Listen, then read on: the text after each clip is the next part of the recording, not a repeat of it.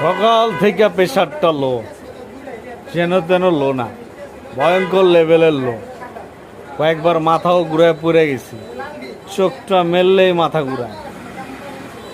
কিসমেরা ঝিম ধরা কতক্ষণ বয়ে রইলাম, হয়ে রইলাম। কেউ কইতাছে সিদ্ধ আশের ডিম খা, কেউ কইতাছে গরুর মাংস খা, কেউ কইতাছে মিষ্টি খা। ভাই তোরা যে খাইতে কস, এই জিনিসগুলোর দাম সম্বন্ধে তো ধারণা আছে? হ্যাঁ,